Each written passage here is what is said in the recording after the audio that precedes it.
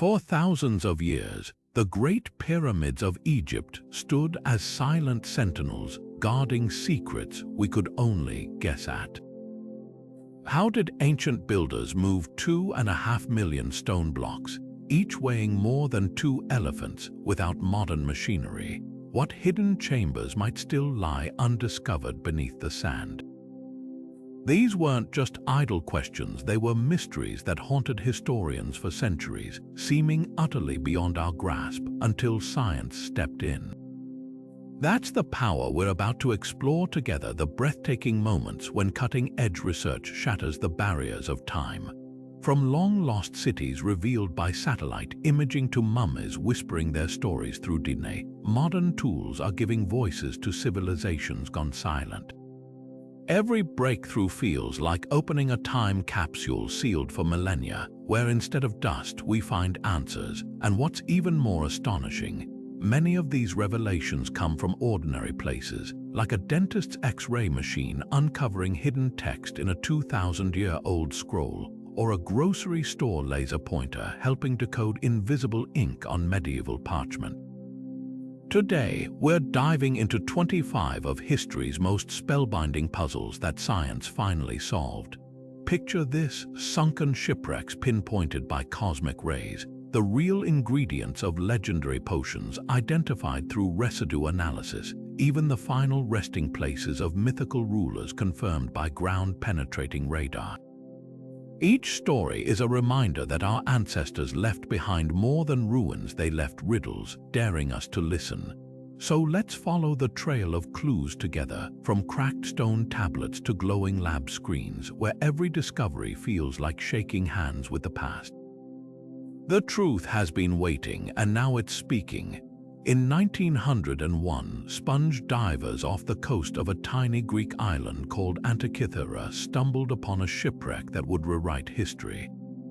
Among the corroded statues and shattered pottery lay a lump of bronze and wood about the size of a shoebox, its surface crusted over with centuries of marine growth. At first glance, it seemed unremarkable, just another artifact destined for a museum shelf.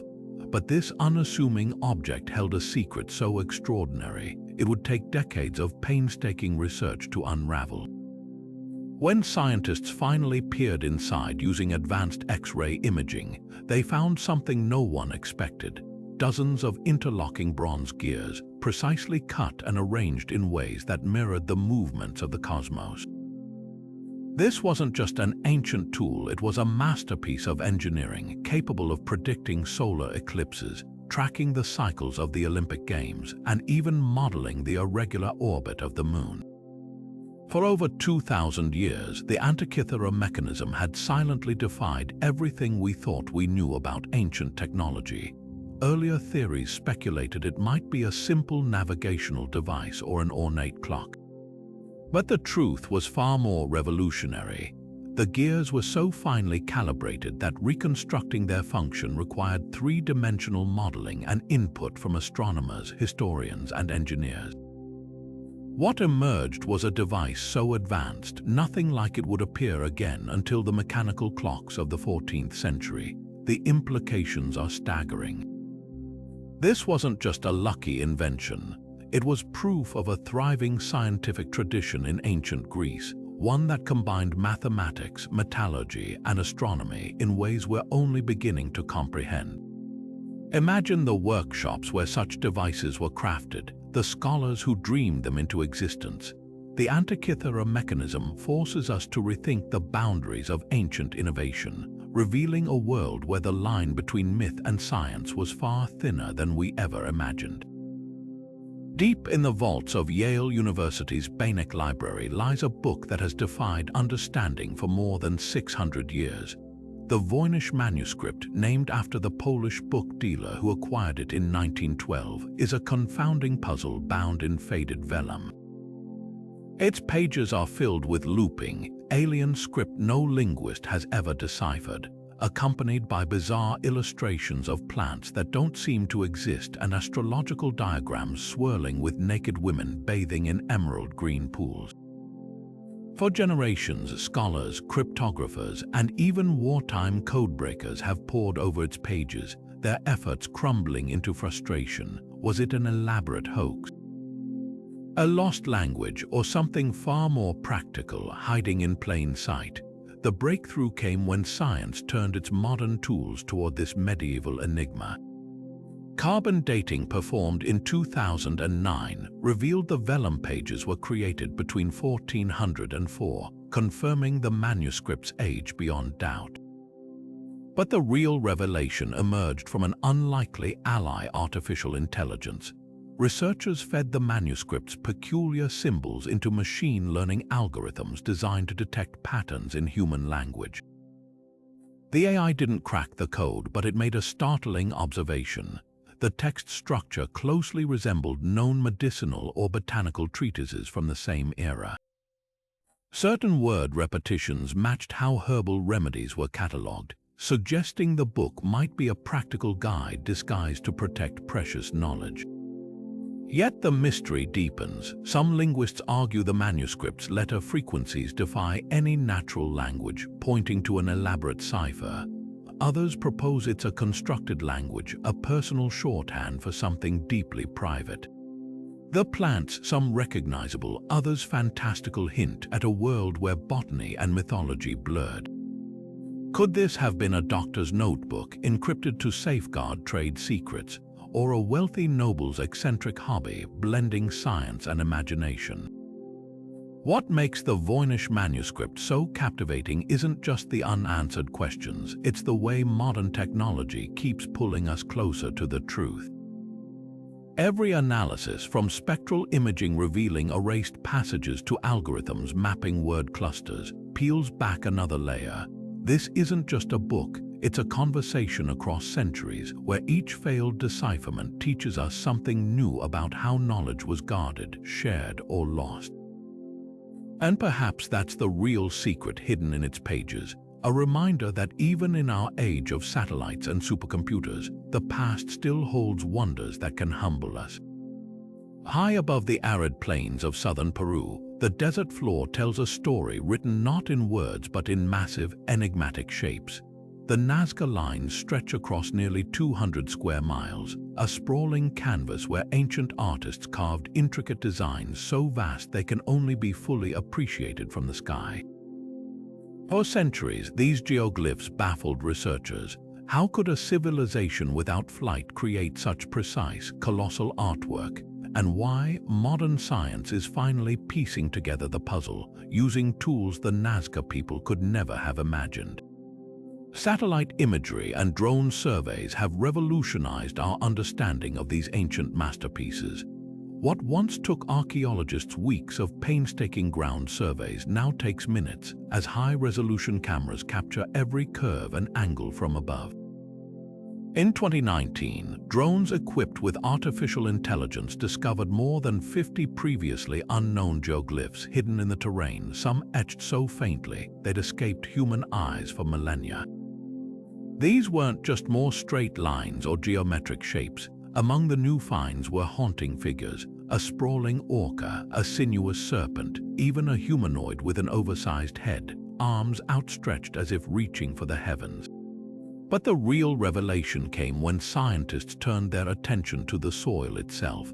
By analyzing the reddish-brown surface layer, researchers uncovered a brilliant engineering secret.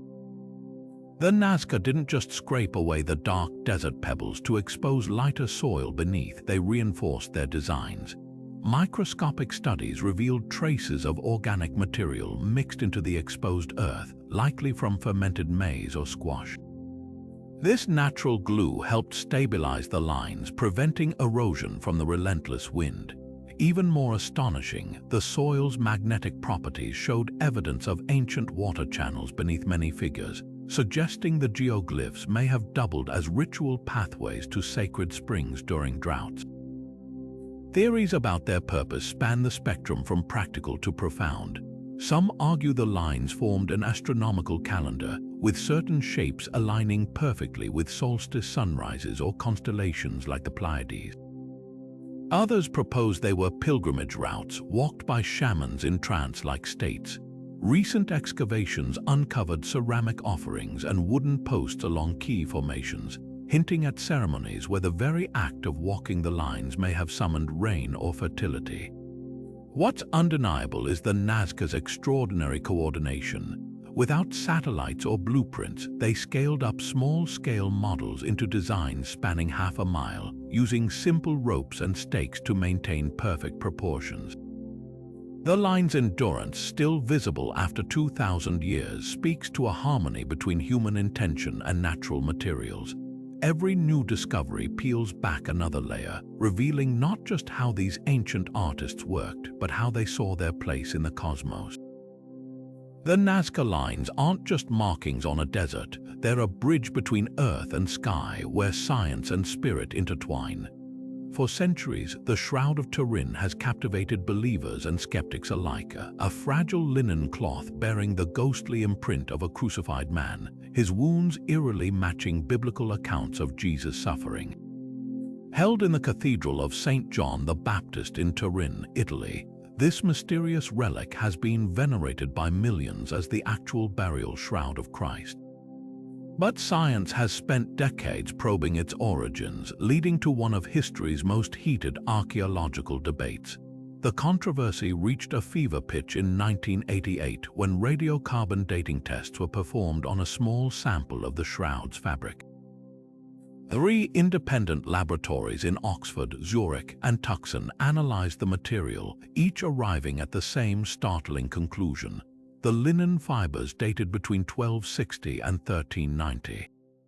Medieval, not 1st century Judea. For many, this seemed like definitive proof that the shroud was an elaborate forgery, perhaps created during a time when religious relics were big business.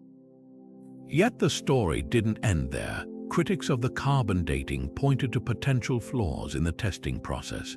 The sample had been taken from a corner of the shroud that might have been repaired or rewoven over time, skewing results.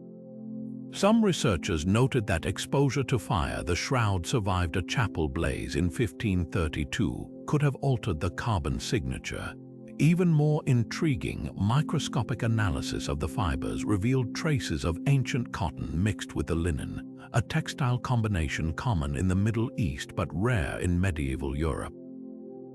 Then there's the image itself. Modern forensic techniques have scrutinized every detail of the shroud's imprint. The bloodstains, when analyzed, contain hemoglobin and compounds consistent with trauma. The pattern of wounds aligns with Roman crucifixion methods, from the scourge marks to the lance wound in the side. Strangest of all, the image isn't painted. No pigments or brushstrokes have ever been detected. Instead, it appears to be a superficial discoloration of the outermost fibers, as if caused by some form of energy. The debate rages on. Some scientists propose the image could have been created through a rare chemical reaction, like ammonia vapors interacting with a body wrapped in linen. Others suggest it might be the result of a medieval photographic technique, centuries before such technology was officially invented. And a bold few argue that the radiocarbon dating might one day be overturned, just as earlier scientific consensus on the shroud's pollen content suggested Middle Eastern origins. What makes the Shroud of Turin so fascinating isn't just the question of its authenticity, it's how this single piece of fabric forces us to confront the limits of science itself. Carbon dating, microscopy, spectroscopy, all these tools offer glimpses but no definitive verdict. Whether venerated as holy or dismissed as medieval art, the shroud remains a mirror reflecting what we're willing to believe and how much mystery we're willing to accept.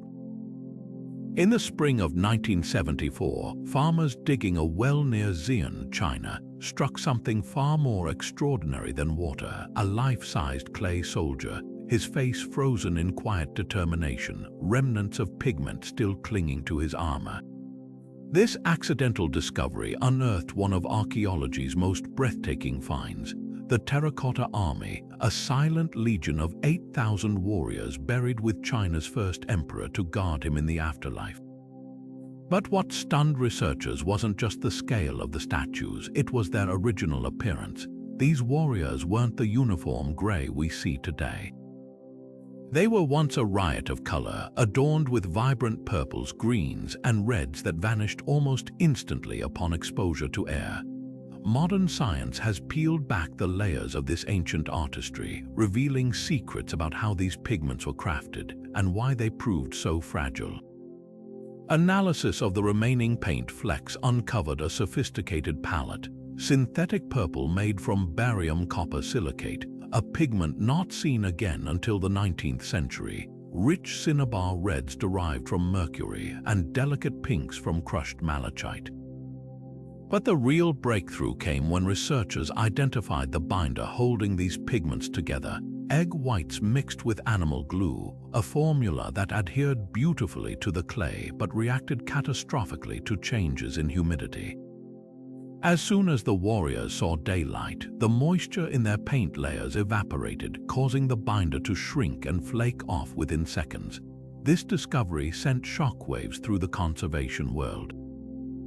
Museums had long assumed ancient paints were durable after all. Many Egyptian tomb paintings retained their brilliance, but the Terracotta Army revealed a different truth. Some pigments were intentionally fragile, meant to last only as long as they remained buried. To combat this, scientists developed groundbreaking preservation techniques.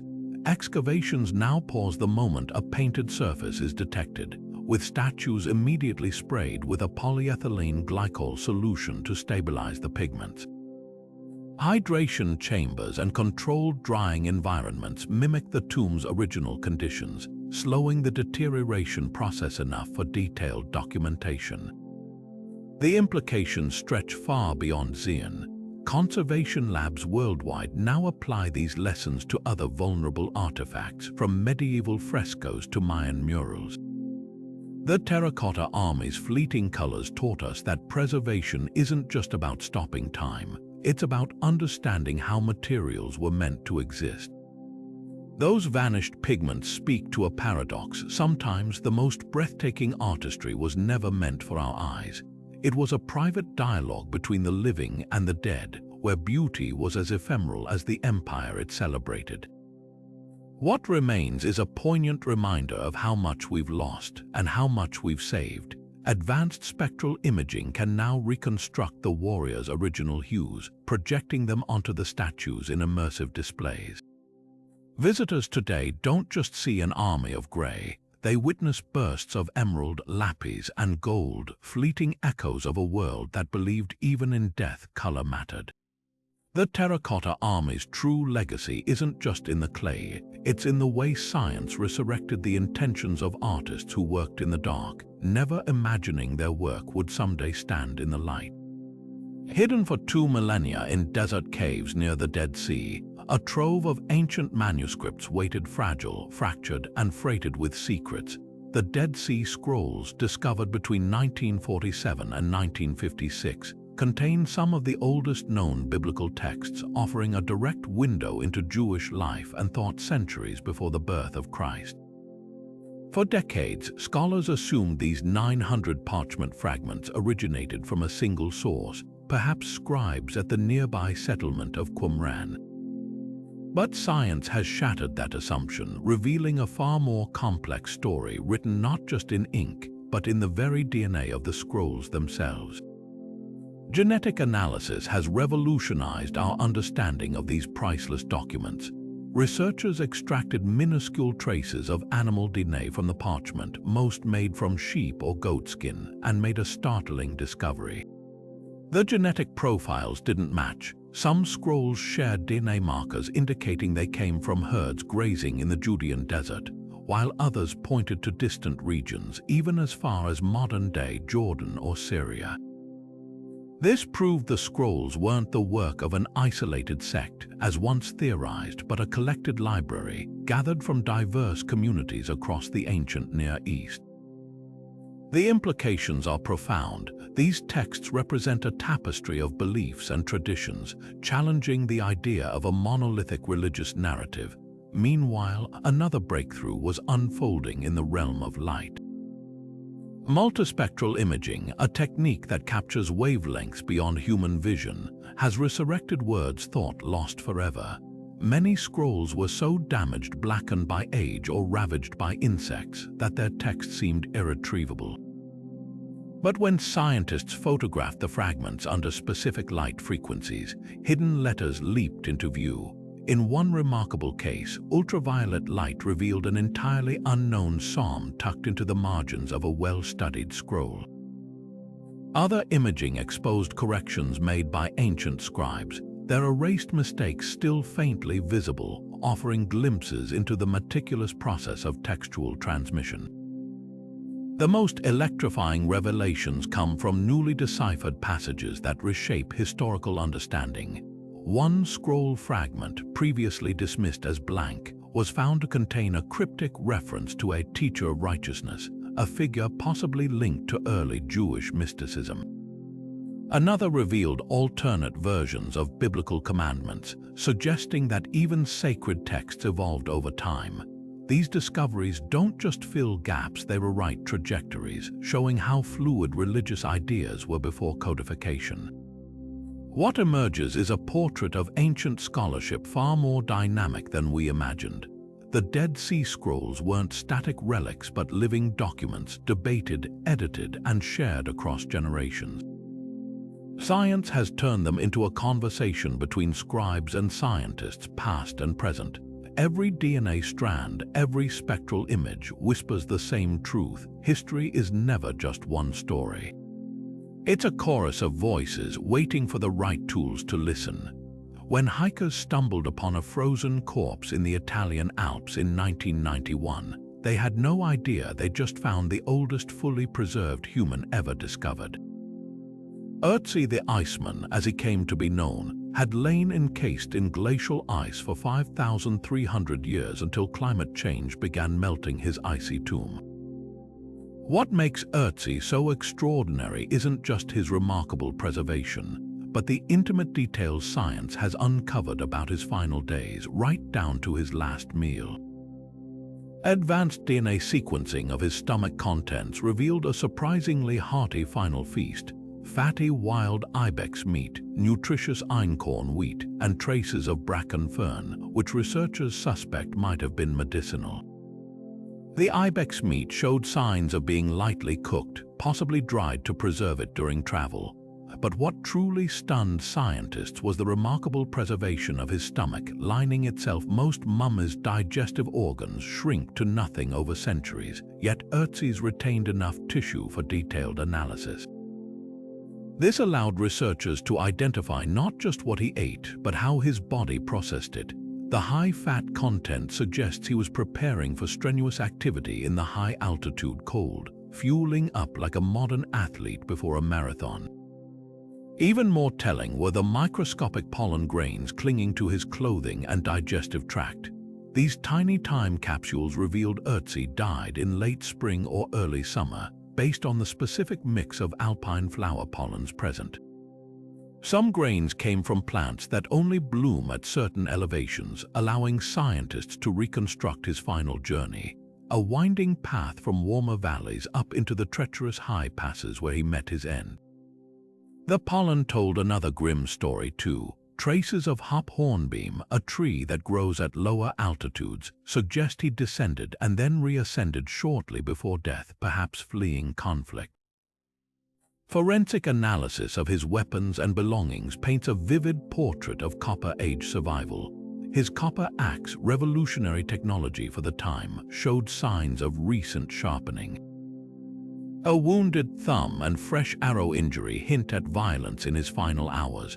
Together with the meal evidence, we see not just a frozen corpse, but a living man, a traveler, a hunter, someone who seasoned his meat with herbs and perhaps used ferns to soothe an intestinal parasite infection revealed by earlier studies. What emerges is a snapshot of prehistoric life so intimate it transcends time. We know the iron and arsenic levels in his hair indicated frequent exposure to metalworking fumes, likely from smelting copper. We know his teeth showed wear from grinding grain, and his last meal contained charcoal particles from cooking over an open fire. These aren't just scientific data points, they're fragments of a lived experience, preserved through an extraordinary convergence of natural refrigeration and cutting-edge technology. Ötzi's story reminds us that the past isn't some distant abstraction. It's woven from countless ordinary moments, a meal shared, a path chosen, a final breath taken beneath the same stars we see today. Standing like silent giants on England's Salisbury Plain, the massive stones of Stonehenge have fueled speculation for centuries, but none sparked more debate than the smaller bluestones nestled among the towering sarcens. How did rocks weighing up to 4 tons each end up here, when their nearest geological match lay over 140 miles away in the Preseli Hills of Wales? For generations, wild theories flourished, from Merlin magically transporting them to ancient giants tossing them like pebbles. But science has peeled back the layers of legend, revealing a truth far more impressive than myth. Geochemical fingerprinting revolutionized the hunt for the bluestone's origins. By analyzing the stone's unique mineral compositions, particularly the ratio of trace elements like zircon and chromium, researchers pinpointed exact quarries in the Preseli Hills. One outcrop, Carn Godog, showed nearly identical isotopes to Stonehenge's bluestones, confirming it as a primary source. But the real shock came when archaeologists uncovered tool marks and wedge holes at these Welsh quarries, proving Neolithic workers deliberately extracted the stones around 3200 BC, centuries before Stonehenge's construction. The transportation question ignited even fiercer debate. Early theories suggested glaciers carried the bluestones during the Ice Age, but glacial maps revealed no ice flows connecting Preseli to Salisbury Plain. Then, in 2015, an experimental archaeology team decided to test human capability. Using a replica wooden sled and greased log trackway, they moved a 1-ton bluestone over rough terrain at a rate that could have brought the real stones to Stonehenge in just 2 weeks. But the most compelling evidence emerged from Milford Haven, a natural harbor near the quarries, where researchers found matching bluestone fragments, likely debris from loading stones onto rafts. This hinted at a combined land and river route, with Neolithic builders leveraging Wales River networks before embarking on an overland journey. What's often overlooked is the bluestone's cultural significance. Unlike the local sarcens, these Welsh rocks were prized for their acoustic properties. When struck, they produce metallic ringing sounds, possibly used in rituals. Their journey wasn't just a logistical feat, it was a pilgrimage, transforming ordinary rock into sacred objects. The Preseli Hills themselves were revered, with nearby springs showing evidence of ceremonial activity. Transporting the stones may have been as spiritually vital as placing them, turning a grueling trek into a communal act of devotion. Science hasn't just debunked myths, it's revealed a society capable of staggering coordination, where geology and belief intertwined. The bluestones aren't merely rocks, they're monuments to human ingenuity, proving our ancestors didn't need magic to achieve the extraordinary. They had something better: determination, teamwork, and an unshakable vision that echoes across 5,000 years. In a quiet corner of Baghdad's National Museum sits an unassuming clay jar, barely 6 inches tall, its neck sealed with asphalt. Found in 1936 near the ruins of a 2,000-year-old Parthian village, this artifact might hold the key to rewriting the history of electricity. Inside the jar, archaeologists discovered a rolled copper sheet, an iron rod, and traces of acidic residue elements that, when reconstructed, form a working electrochemical cell capable of producing around 1 volt of electricity. Dubbed the Baghdad Battery, this peculiar object has ignited decades of debate. Was it an ancient power source or simply a storage vessel for sacred scrolls?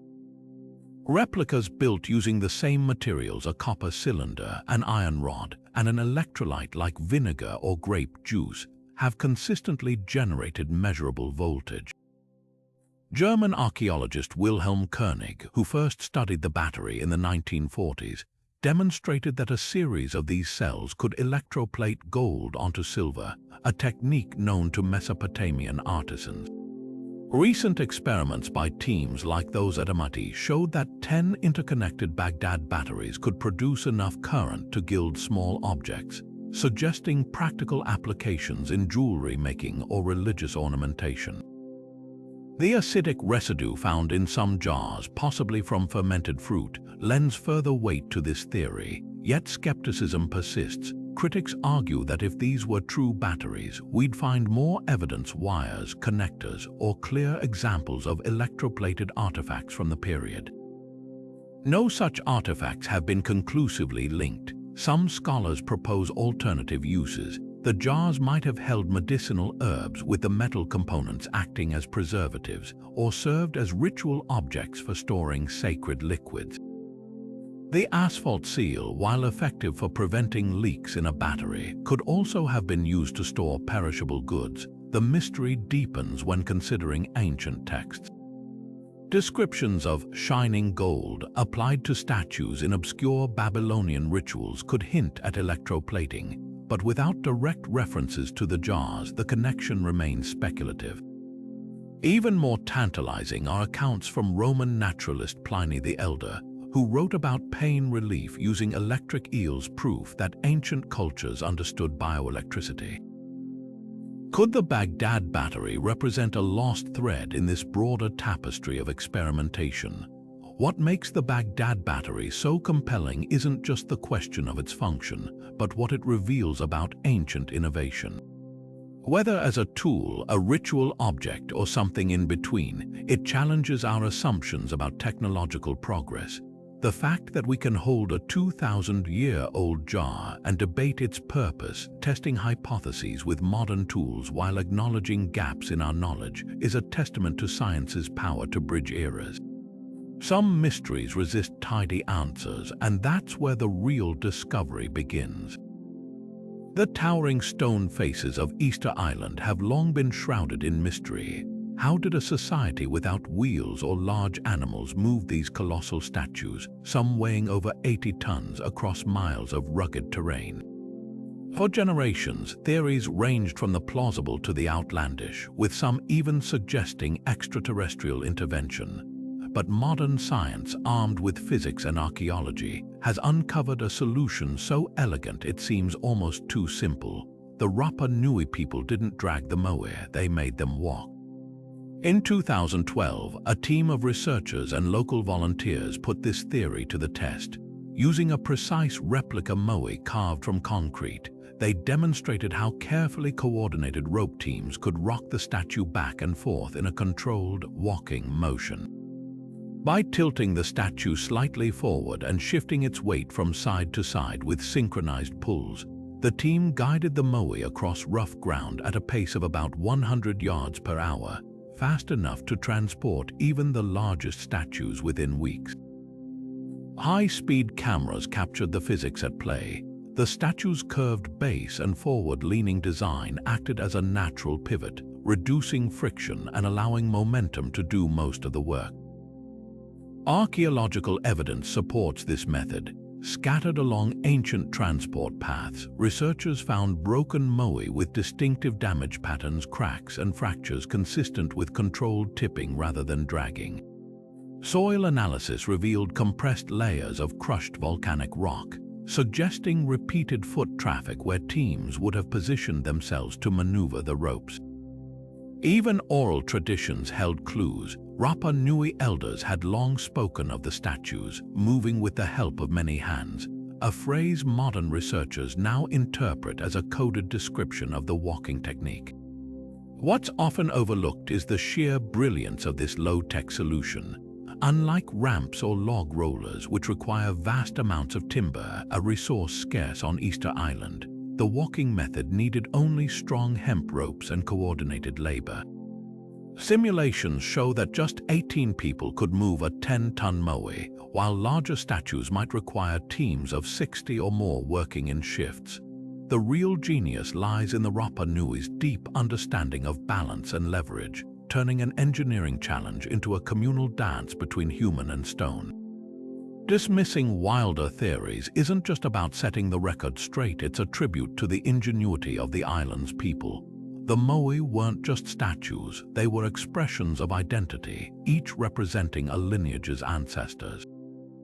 Transporting them wasn't merely logistical, it was ceremonial, a physical act of reverence that bound the community together. Science hasn't demystified the Moai, it's revealed a culture that could move mountains with nothing but ropes, rhythm, and collective will. The stones didn't walk alone, they moved to the heartbeat of the people who honored them. In the dimly lit corridors of the Egyptian Museum in Cairo, one mummy stands out from the rest, its mouth frozen wide open in an eternal scream, tendons straining against desiccated skin, as if death itself couldn't silence its agony. Dubbed the Screaming Mummy since its discovery in 1886, this gruesome figure fueled macabre speculation for over a century. Was it a cursed noble?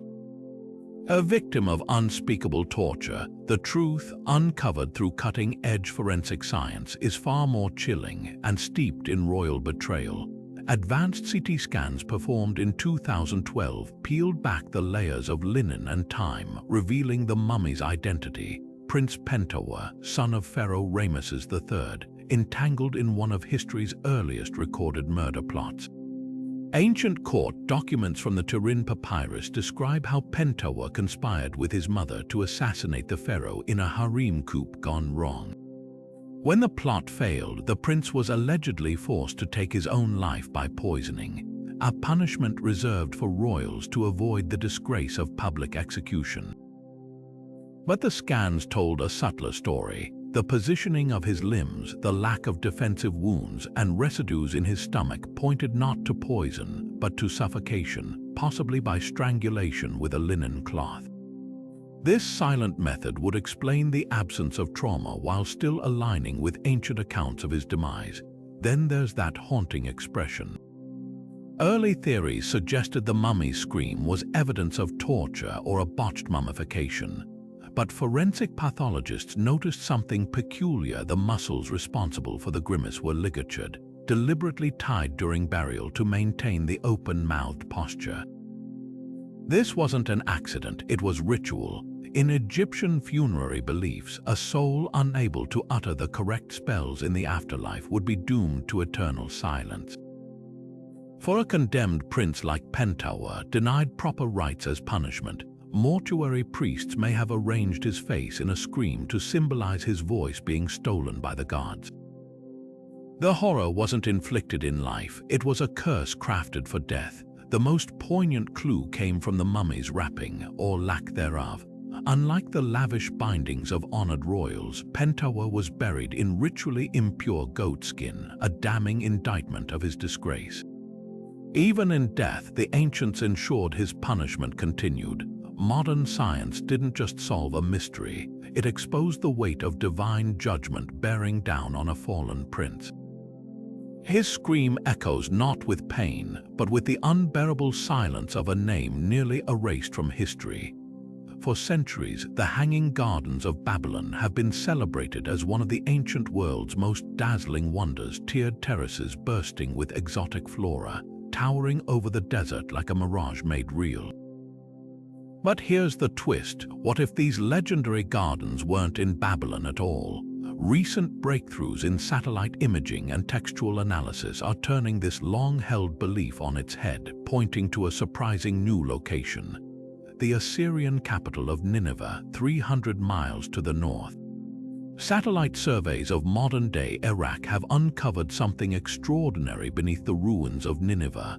The faint outlines of an elaborate terraced structure, perfectly aligned with descriptions from ancient Greek historians. Meanwhile, deciphered Assyrian cuneiform tablets mention a monumental garden complex built by King Sennacherib around 700 BC, complete with detailed accounts of its irrigation system. One tablet even boasts of an unending flow of water channeled from mountain springs, a feat matching the wonder's legendary hydraulics. When researchers overlaid these texts with ground-penetrating radar data, they found ghostly traces of aqueducts and cisterns beneath Nineveh's soil, remnants of an engineering marvel lost to time. But how could such a massive garden survive in an arid climate? The answer lies in reconstructed Assyrian technology. Sennacherib's engineers developed a revolutionary screw pump system, centuries before Archimedes' famous design, capable of lifting water from the Tigris River to the garden's highest tiers. Experiments using reconstructed pumps based on relief carvings from his palace show they could move over 30,000 liters a day, enough to sustain lush vegetation even in Mesopotamia's scorching summers. The garden's secret wasn't just beauty, it was a water management system so advanced it wouldn't be rivaled until Roman times. The confusion might stem from ancient political spin.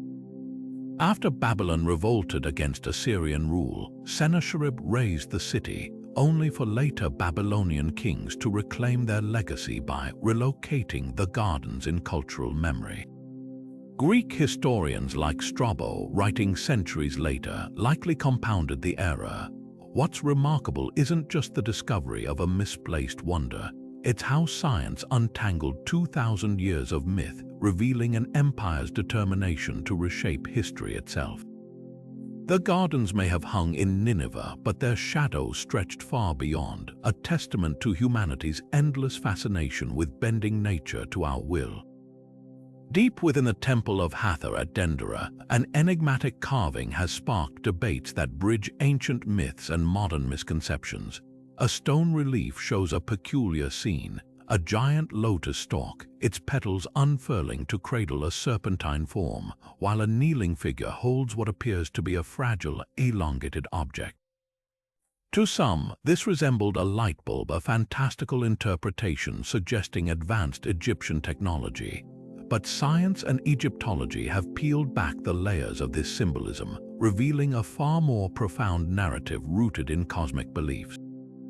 At first glance, the so-called Dendera light does bear an uncanny resemblance to electrical components. The serpent could be a filament, the lotus bulb a glass enclosure, and the supporting figure an ancient technician. However, contextual analysis dismantles this theory. The relief is part of a larger tableau depicting the Egyptian creation myth, where the lotus flower symbolizes the primordial mound emerging from chaos. The serpent, known as Harsomptus, represents the sun god's transformative energy bursting forth from the lotus at dawn. This scene isn't a technical diagram, it's a poetic representation of rebirth, where light isn't artificial but divine. Recent scholarship has bolstered this interpretation with linguistic evidence. Accompanying hieroglyphs describe the scene as the birth of the sun in the lotus, reinforcing its ritual significance. Meanwhile, comparisons with other temple art show similar motifs: serpents emerging from flowers or celestial boats, always tied to cyclical renewal. The filament isn't a wire, it's the serpent's undulating body, a visual metaphor for the sun's path across the sky. Even the kneeling figure fits into the mythos. It's the god Her personifying eternity, supporting the fragile moment of creation. What makes the Dendera relief so fascinating isn't just the misinterpretation, it's how willingly modern eyes project our own technological frame onto ancient symbolism. The same carving that some see as a light bulb, others recognize as a snapshot of a culture that venerated nature's rhythms. Science hasn't just debunked a myth here, it's highlighted the human tendency to seek ourselves in the past, even when the truth is far more luminous.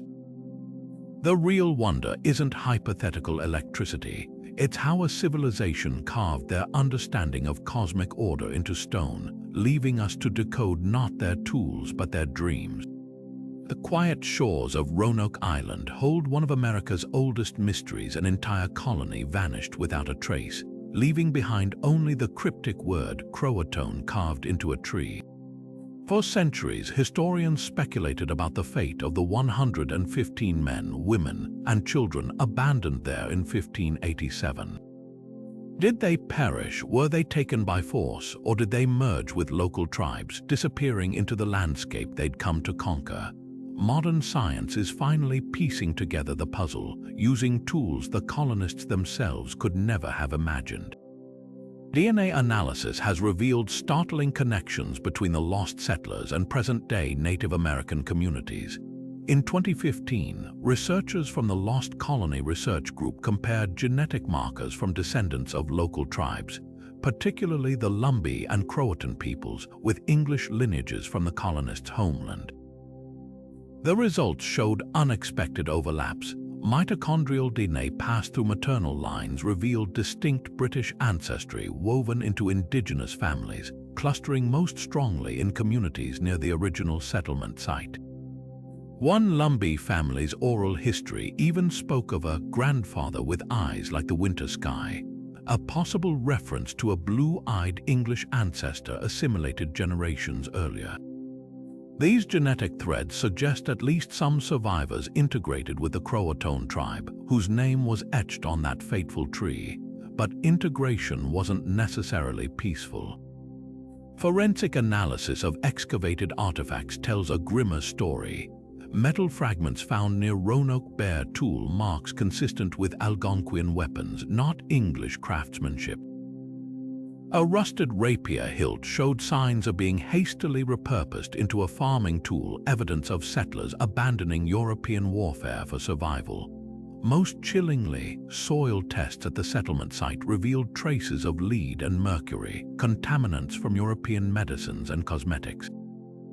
These toxins weren't just in the ground, they were in the settlers' bodies, as shown by isotopic analysis of bone fragments.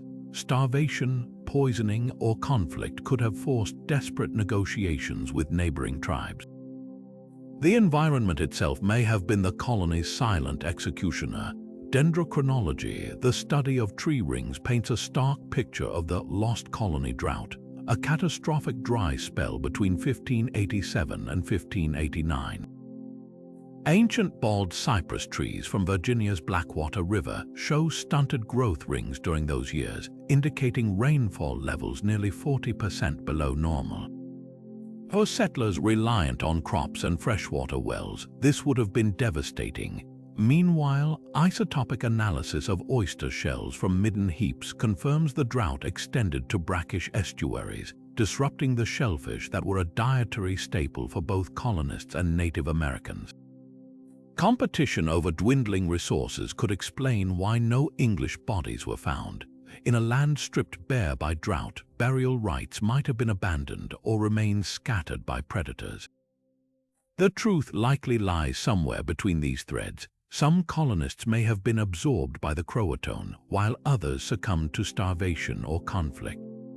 Recent LiDAR surveys have uncovered previously hidden earthworks near the colony's site, potential evidence of a temporary refugee camp where settlers and Native Americans coexisted before dispersing.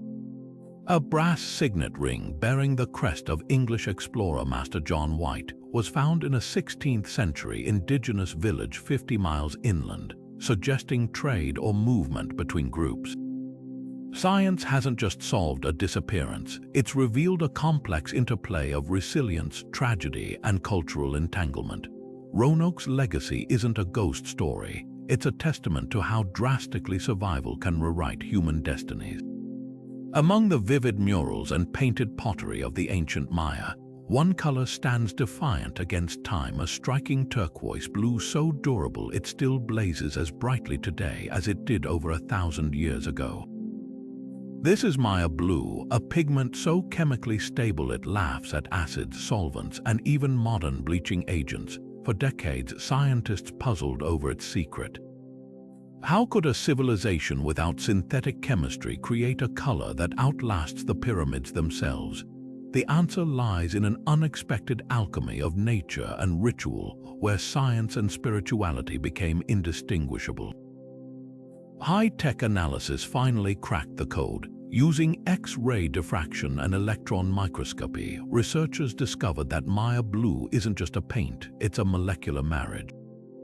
The vibrant hue comes from binding indigo dye, extracted from the leaves of the annual plant, to a special type of clay called palygorskite.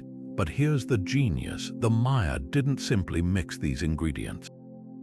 They cooked them together in a sacred process at temperatures around 150 degrees Celsius.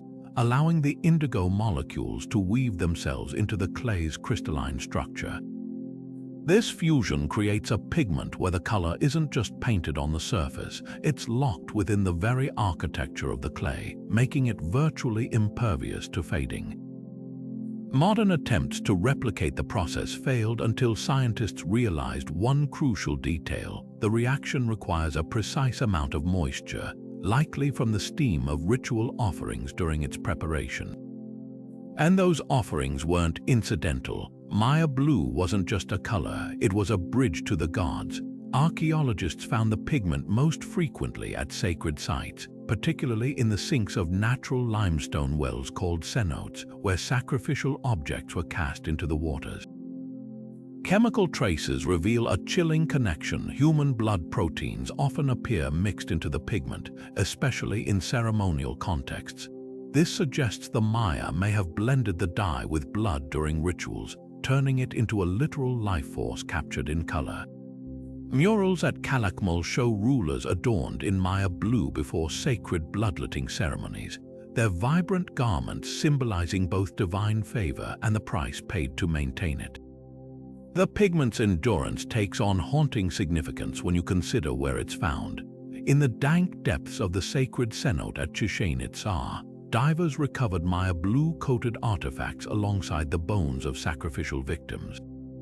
Unlike other organic materials that rotted away, these blue offerings retained their brilliance, as if the sacrifices they accompanied were meant to remain eternally visible to the gods.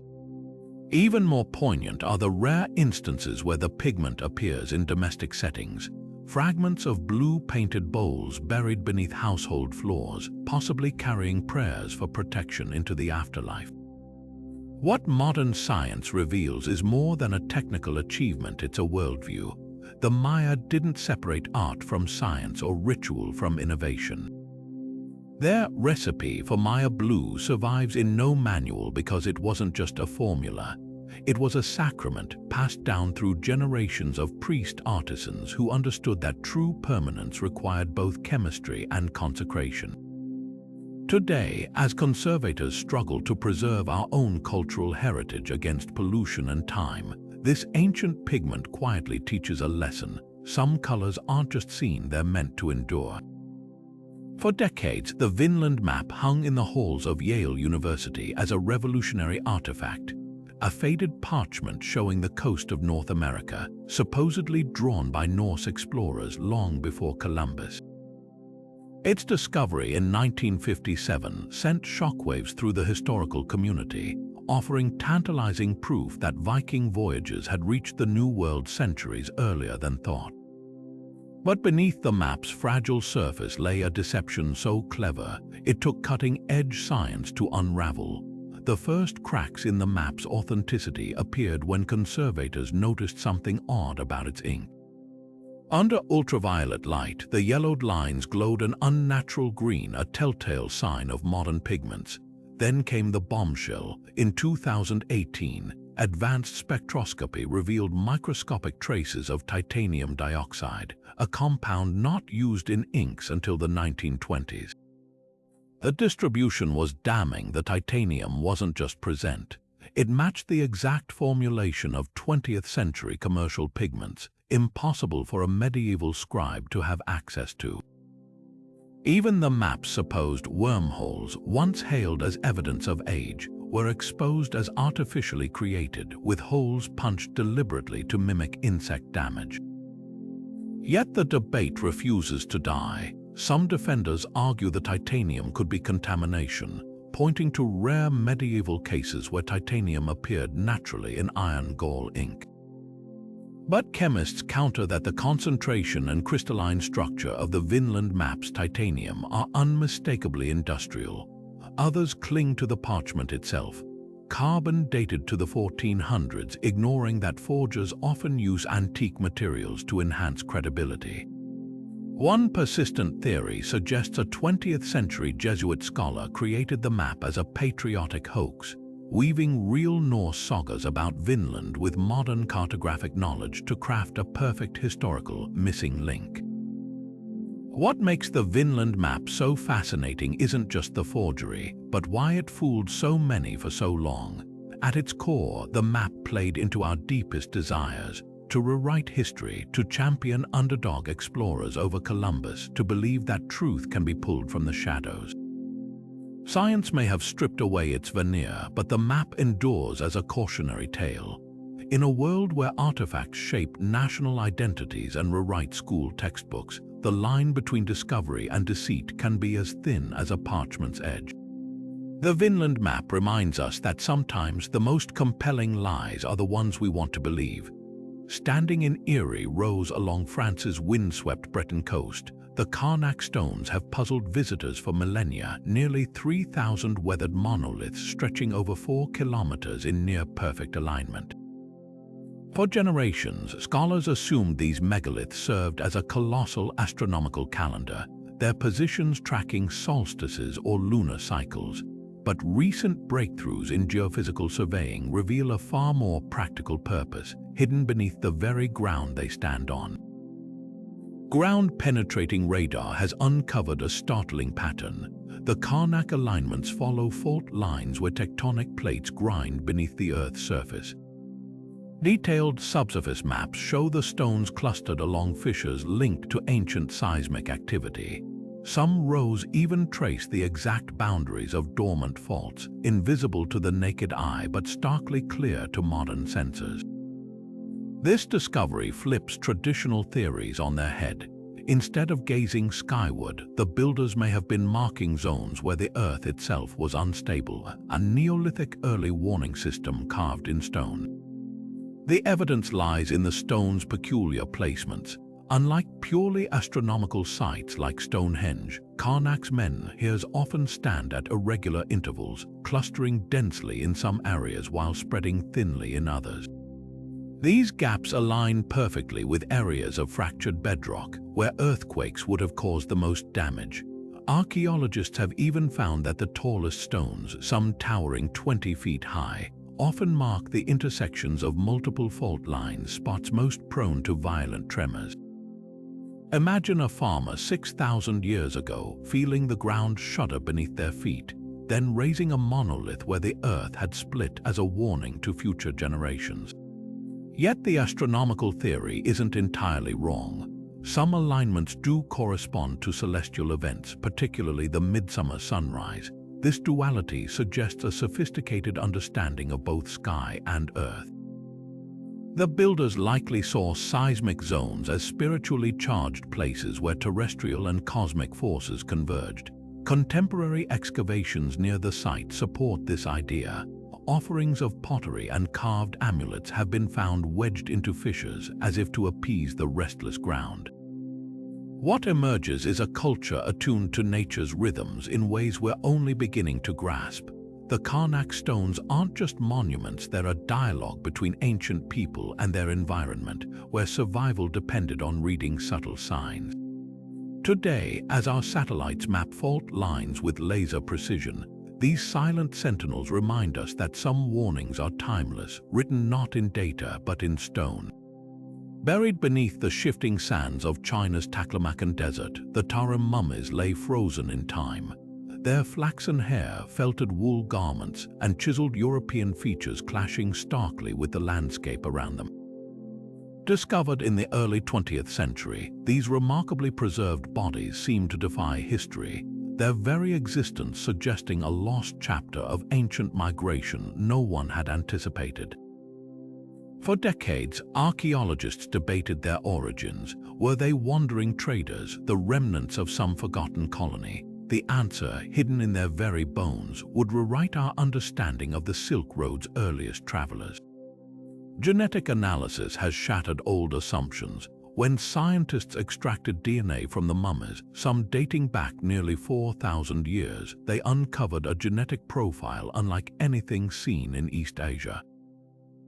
These individuals carried markers linking them to the ancient North Eurasians, a prehistoric people from Siberia with strong ties to Bronze Age herders of the Pontic-Caspian steppe.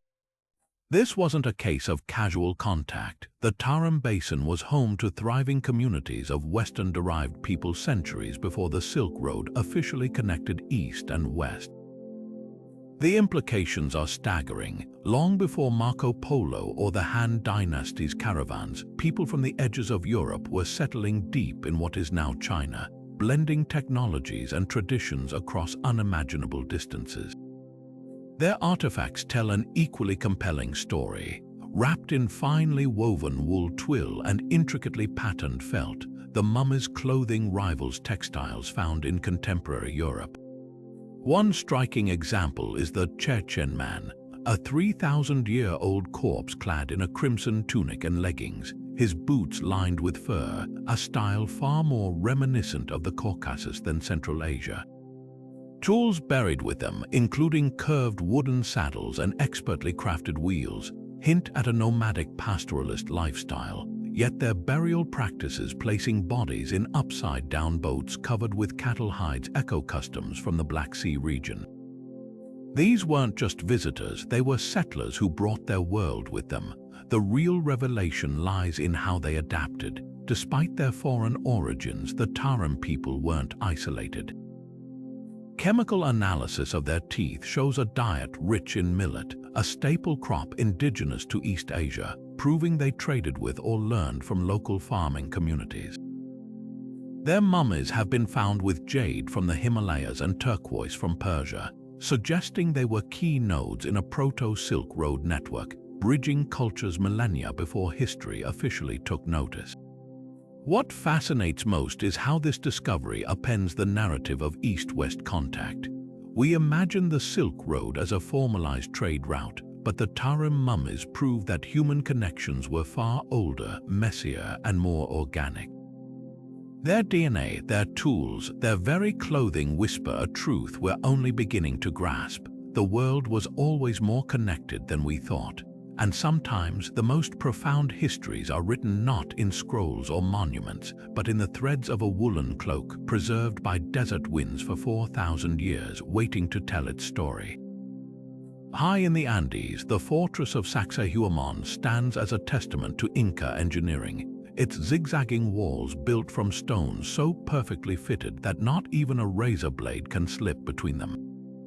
For generations, wild theories flourished to explain this precision, from claims of ancient lasers to legends of a magical, liquid stone that softened rock like clay. But modern laser scanning technology has stripped away the myths, revealing the astonishing truth. This was the work of human hands, guided by a mastery of geometry and geology that rivals modern engineering. When researchers mapped the fortress with three-dimensional laser scanners, they uncovered a hidden logic to what appears at first glance to be chaotic stonework. Each massive block, some weighing over 100 tons, was painstakingly shaped to interlock with its neighbors like a three-dimensional puzzle. The scans showed that the Incas employed a technique called ashlar masonry, where stones were meticulously matched by trial and error, rotated and recarved until they clicked into place without gaps. Far from being softened, the stone actually reveals microscopic tool marks from bronze chisels and hammer stones, proving that this was a slow, deliberate process of refinement. The real secret wasn't lost technology, it was patience and an intimate understanding of material behavior. Quarrying these monoliths was a feat in itself.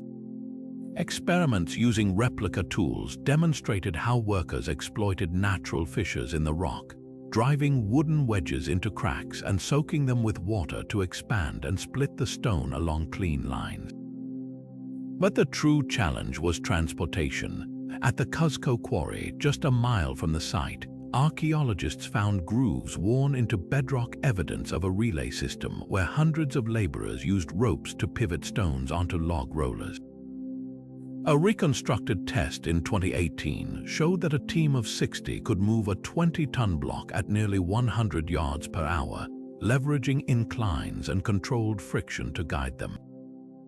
Perhaps most fascinating is how the Incas turned geology into an ally. The fortress's zigzag walls aren't just for aesthetics, they follow natural fault lines in the bedrock, dissipating seismic energy like a crumple zone in a modern building. During earthquakes, the stones shift slightly before settling back into place, a design so effective that 5 centuries of tremors haven't toppled them. What emerges isn't just a story of engineering, but of philosophy. The Incas saw stone as a living thing, shaped, not dominated. Their walls weren't built to conquer nature, they were built to converse with it. Every joint, every angle whispers a truth we're only now rediscovering. Sometimes the most advanced technology isn't about force but harmony, and in the silent precision of Sacsayhuaman, that harmony still speaks. In a dim corner of Istanbul's Topkapi Palace, a fragile parchment sits guarded like a royal secret, the Piri Reis map, drawn in 1513 by an Ottoman admiral with a thirst for forgotten knowledge.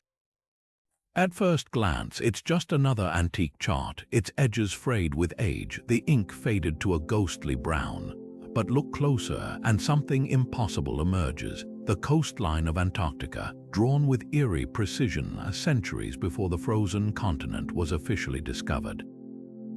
How could a 16th century cartographer depict land that wouldn't be sighted until 1820? The answer lies not in lost civilizations or alien intervention, but in the painstaking piecing together of maps that were ancient even in Piri Reis's time. Admiral Reis himself left clues in the map's margins, scribbling notes that reveal his sources, 20 charts and mappa mundi, dating back to Alexander the Great's era, along with 4 Portuguese maps drawn in the style of the infidels. Modern scholars have traced these references to a stunning conclusion. The Antarctica on his map might actually be a distorted rendering of South America's coastline, blended with fragments of Ptolemaic maps that speculated about a southern landmass. The most compelling evidence comes from the map's longitude errors. Its depiction of South America's eastern bulge is stretched and rotated, a common distortion in medieval portolan charts. When researchers digitally corrected this skew, the so-called Antarctic contours aligned startlingly well with Patagonia's craggy shores. But the plot thickens when you examine the dating controversies. Radiocarbon testing of the parchment places it firmly in the early 1500s, matching Reis's era. However, some researchers argue the ink contains trace minerals found in older Byzantine pigments, suggesting he copied far more ancient originals. A tantalizing hint lies in the map's depiction of an ice-free coastline, a detail that aligns with geological evidence showing Antarctica's last ice-free period ended over 34 million years ago. Could Reis have stumbled upon prehistoric charts preserved in Alexandria's legendary library, as some theorists claim? Probably not. More likely, he inherited Greek speculative geography, where philosophers like Aristotle wrote of a southern continent needed to balance the northern lands. The real magic of the Piri Reis map isn't its mythical accuracy, it's the glimpse it offers into how knowledge fragmented and recombined across millennia. Every line on that parchment is a palimpsest, layered with stories from Arab navigators, Portuguese explorers, and Greek astronomers.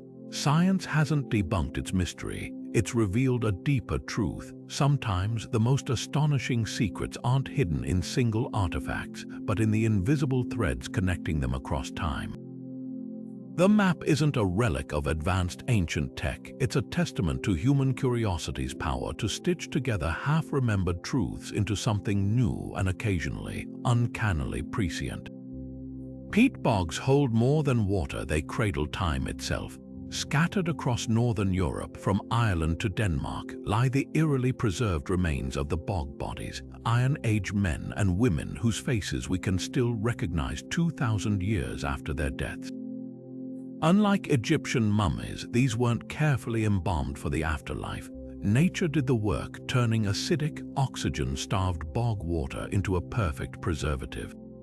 The chemistry is astonishing. Sphagnum moss, which carpets these wetlands, releases compounds that tan skin like leather while leaching calcium from bones, leaving them flexible as rubber. The result, corpses with fingerprints still visible, hairstyles intact, and even the lines of their last expressions frozen in place.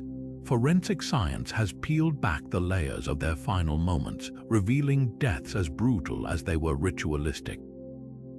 Toland Man, one of the most famous bog bodies, was found with a noose still coiled around his neck.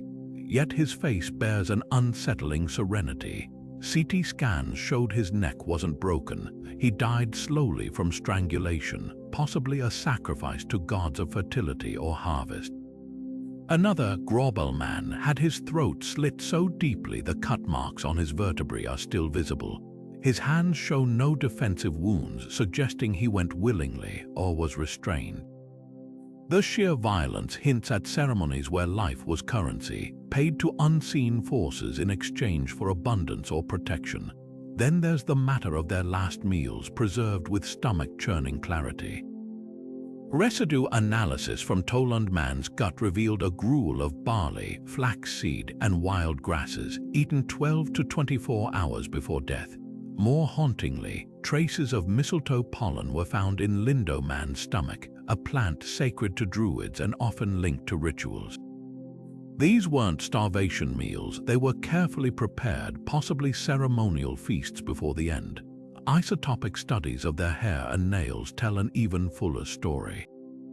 Many bodies show cycles of rich diets followed by abrupt shifts to sparse fare in their final months, as if marked for sacrifice long before their deaths. The bogs didn't just preserve bodies, they archived entire lives. Some victims wore ornate cloaks fastened with delicate bone pins. Others had manicured nails, free of labor's calluses, hinting at high status. One young woman, Kayhosen girl, was found with her hands and feet bound, her body weighted down with stones, a punishment, or perhaps a desperate attempt to keep her spirit from wandering. The Pete holds no judgment, only evidence. What's most chilling isn't the violence, but the intimacy. These aren't anonymous skeletons, they're people with stories etched in their skin.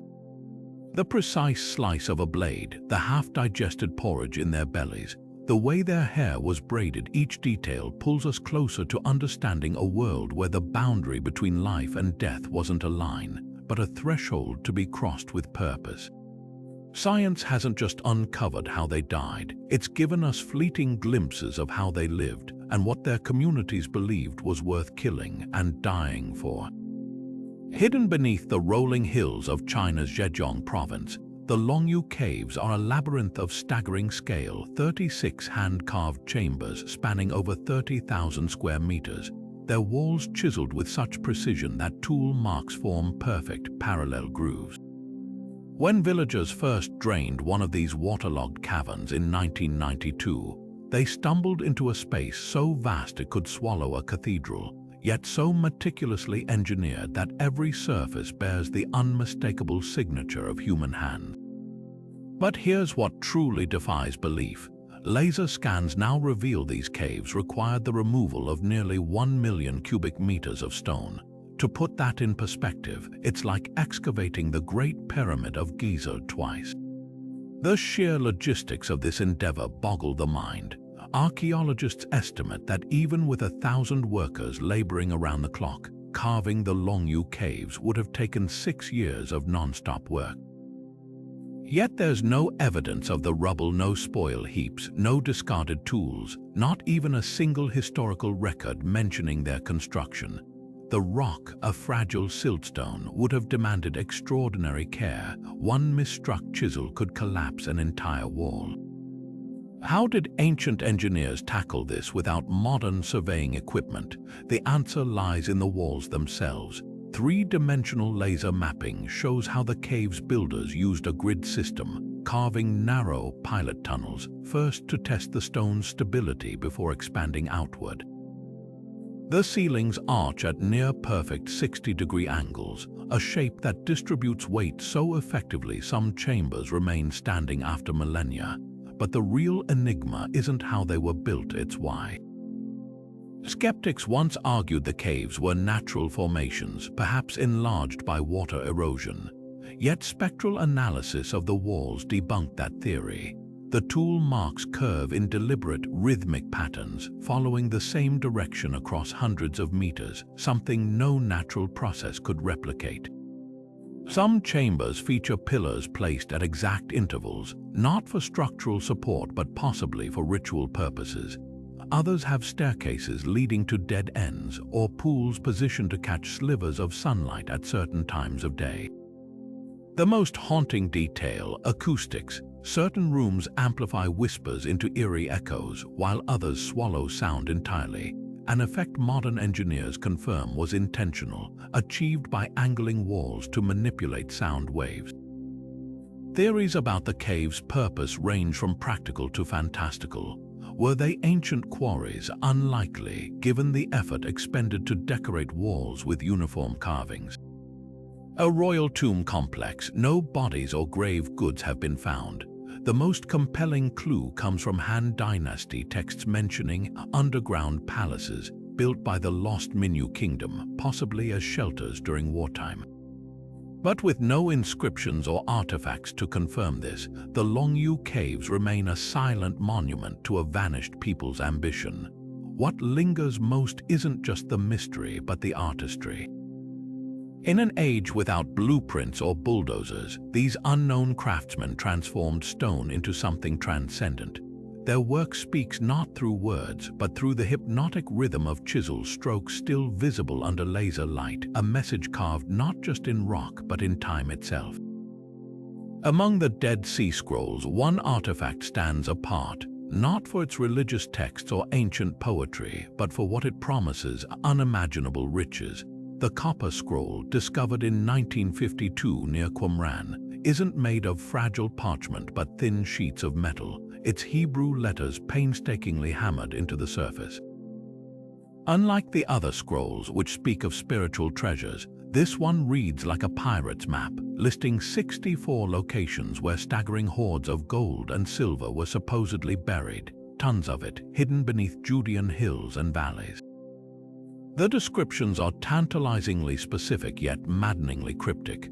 One entry mentions the ruin that is in the valley of Akka, under the steps leading to the east, with 40 talents of silver buried there. Another points to a cistern in the court of Peristyle, concealing 900 talents of precious metal. But translating these directions into actual excavation sites has proven nearly impossible, and the reasons why reveal just how much the land itself has conspired to keep these secrets. Modern archaeologists have turned to geographic information systems, sophisticated mapping software that overlays ancient landmarks with contemporary terrain. The results are frustrating. Many of the scrolls' references, like Solomon's Canal or the Hill of the Bull, no longer correspond to known locations. Some names were likely local nicknames lost to time, while others describe natural features altered by earthquakes or centuries of erosion. Compounding the confusion, the scroll's measurements use ancient units like the cubit, which varied by region and era. One team spent years digging near Jericho based on a clue about the salt pit, only to realize the entire landscape had shifted when the nearby Dead Sea receded. Then there's the grim possibility that the treasure is already gone. Historical records suggest Roman soldiers ransacked Jerusalem during the siege of 70 AD, systematically looting the Second Temple's wealth. Could the copper scroll be a desperate inventory of treasures already plundered? Some scholars believe it's a copy of an earlier ledger, possibly made by priests trying to document what was lost or what might still be saved. Others argue the metals listed are symbolic, representing spiritual offerings rather than physical hoards. But the scroll's sheer materiality contradicts this. Why hammer such precise details into costly copper, if not to preserve them for someone who might return? The most compelling twist comes from chemistry. Recent metallurgical analysis reveals the scroll's copper wasn't sourced locally but likely imported from Cyprus, hinting at a level of official sanction behind its creation. Meanwhile, a handful of the scrolls described hiding places, like a tomb near the Iron Valley, have yielded traces of precious metals detected by ground-penetrating radar, though nothing matching the scroll's extravagant claims. Were these decoys partial deposits or evidence that someone, centuries ago, beat modern treasure hunters to the prize? What lingers isn't just the mystery of the gold, but the scroll's enduring power to captivate. It's a reminder that some treasures aren't just hidden in the earth, they're buried in the gaps between languages, landscapes, and the relentless passage of time. The Copper Scroll doesn't just taunt us with what might be lost, it whispers about the people who thought their wealth was worth preserving, even as their world collapsed around them. Among the ruins of ancient Mesoamerica, few artifacts are as hauntingly enigmatic as the Chacmul statues' reclining figures carved from stone, their torsos angled upward as if poised to receive an unseen offering. For over a century, scholars debated their purpose, with theories ranging from sacrificial altars to mere architectural ornaments. But recent breakthroughs in three-dimensional modeling and residue analysis have peeled back the layers of mystery, revealing a role far more visceral and intimate than anyone imagined. Advanced laser scans of Chacmuls from sites like Chichen Itza and Chala have allowed researchers to reconstruct their original postures with startling precision. The statues weren't just passively lying down, their angled backs and raised knees formed a deliberate basin, perfectly designed to cradle objects of ritual significance. When digital simulations placed virtual offerings, goblets, plates, even ceremonial blades, into the Chacmul's hands and torsos, the alignment was unmistakable. These figures weren't merely symbolic, they were functional, engineered to hold the physical manifestations of devotion. But what kind of offerings? Chemical testing of the porous stone surfaces uncovered traces that tell a grisly tale. Mass spectrometry detected iron-rich residues consistent with hemoglobin, along with compounds like palmitic acid, a fatty acid found in human blood. Some statues even bore microscopic flecks of obsidian embedded in their surfaces, likely from blades used in auto-sacrificial rites. The evidence paints a vivid picture. Chacmuls served as vessels for bloodletting ceremonies, where rulers or priests would pierce their tongues, ears, or genitals, letting their life force drip into the statue's waiting embrace. The most chilling revelation comes from the statue's positioning. Many Chacmuls were placed at the entrances of temples or ball courts, their gaze fixed toward the western horizon, the direction associated with the setting sun and the realm of the dead. Infrared imaging of one statue's base at Chala revealed a hidden channel beneath it, suggesting blood offerings may have been funneled into the earth, a direct communion with the underworld. What makes these discoveries so profound isn't just the brutality of the rituals, but their intimacy. The Chacmuls weren't passive altars, they were intermediaries, their stone lips forever parted as if whispering between worlds. Modern science hasn't just decoded their function, it's given voice to a dialogue of sacrifice, where blood wasn't just spilled but offered, a sacred currency exchanged for divine favor. In their silent vigil, these statues remind us that faith, in any era, is rarely painless. Unearthed in 1908 from the ruins of a Minoan palace on Crete, the Phaistos disc remains one of archaeology's most tantalizing puzzles. A clay disc barely 15 centimeters wide, its surface spiraling with 45 distinct symbols stamped in neat, repeating patterns. For over a century, linguists, cryptographers, and amateur sleuths have obsessed over its mysterious script, attempting and failing to crack a code that predates the Trojan War by centuries.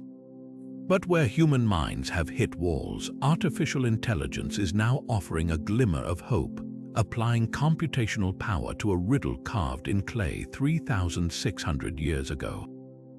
Traditional decipherment attempts followed predictable paths. Some researchers assumed the symbols represented a syllabic script akin to Linear B, the later Minoan writing system eventually decoded in the 1950s. Others argued for logographic meaning, where each symbol stood for an entire word or concept. One persistent theory tied the disc to the ancient Luwian language of Anatolia, while fringe interpretations ranged from astronomical calendars to elaborate board game instructions. The stumbling block: no bilingual inscription exists to provide a Rosetta Stone-like key, and with only one known copy of the disk, there's no corpus for comparison. Even statistical analysis of symbol frequency, a standard tool for cracking codes, yielded contradictory results, with patterns too irregular for straightforward substitution, ciphers yet too structured to dismiss as random decoration. Enter machine learning. In 2018, a team at the University of Oxford trained an AI to analyze the disk's symbols not as language but as visual patterns. The algorithm detected subtle repetitions and groupings that human eyes had overlooked, revealing what might be poetic couplets or ritual phrases arranged in deliberate sequences. Crucially, the AI noted that certain symbols consistently appeared at the start or end of these sequences, much like punctuation or grammatical markers in known ancient scripts. Another breakthrough came from neural networks designed to compare the disk's symbols with other Aegean scripts. While no direct matches emerged, the AI flagged recurring motifs: a helmeted head, a fish, a flowering branch, that aligned thematically with symbols found on Minoan seal stones, hinting at a shared cultural vocabulary. The most promising avenue merges archaeology with computational linguistics. By cross-referencing the disk's symbols with artifacts from contemporary Minoan sites, researchers have identified potential real-world reference. A figure resembling a beehive might link to Crete's ancient apiculture traditions, while a ship's symbol could reflect the island's seafaring dominance. When fed these contextual clues, AI models generate probabilistic translations, suggesting the disk could be a hymn, a legal document, or even a primitive geographic map. One compelling hypothesis posits it as a diplomatic passport of sorts, its stamped symbols serving as an early form of administrative barcode to authenticate goods or envoys across the Mediterranean. Yet skepticism lingers. Without additional examples of the script, even the most sophisticated algorithms struggle to distinguish between meaningful language and ornate proto-writing. Some linguists caution that the disk might represent a failed experiment in notation, abandoned as quickly as it was invented. Others note its symbol's three-dimensional depth, unlike any contemporary writing, raising the possibility it was meant as a tactile object, its message conveyed through touch as much as sight. What makes the Phaistos disk so captivating isn't just the mystery of its message, but what its study reveals about the birth and limits of human communication.